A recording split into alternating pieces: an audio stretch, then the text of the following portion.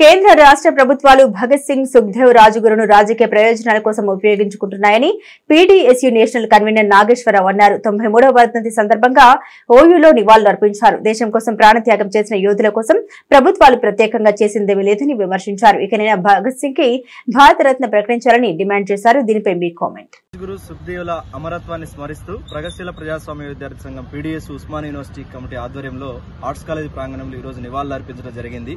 ఈ రోజు దేశంలో అధికారంలో ఉన్నటువంటి కేంద్ర ప్రభుత్వం కావచ్చు, రాష్ట్ర ప్రభుత్వాలు కావచ్చు, భగత్ సింగ్, రాజగురు, సుఖ్దేవ్ల అమరత్వాన్ని కేవలం ఓట్ల పద్ధతిలో వాళ్ళ రాజకీయ ప్రయోజనాల కోసం వాడుకుంటున్నారు కానీ వాళ్ళని నిజమైన జాతీయ యోధులుగా, అమరవీరులుగా గుర్తించడానికి వాళ్ళు సిద్ధపడట్లేదనేది వాళ్ళ 90 ఏండ్ల ప్రాక్టీస్ చూస్తే అర్థమవుతా ఉంది. గత 75 ఏండ్లుగా భారతదేశంలో భగత్ సింగ్ కోసం ప్రత్యేకమైన ఏర్పాట్లు ఏం చేయలేదు.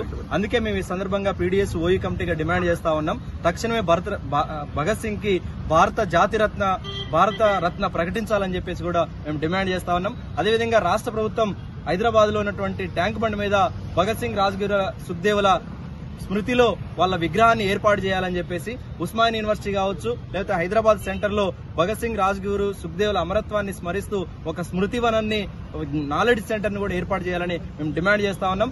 రాష్ట్ర ప్రభుత్వం, ముఖ్యమంత్రి రేవంత్ రెడ్డి గారు కావచ్చు, కేంద్రంలో ఉన్న నరేంద్ర మోడీ గారు కావచ్చు, దీని మీద సానుకూలంగా స్పందించాలని చెప్పేసి మేము విజ్ఞప్తి చేస్తా ఉన్నాం. లేని ఎడల రాబోయే కాలంలో పెద్ద ఎత్తున ఉద్యమాలను కూడా నిర్వహించడానికి సిద్దమవుతామని ఈ సందర్భంగా తెలియజేస్తా ఉన్నాం.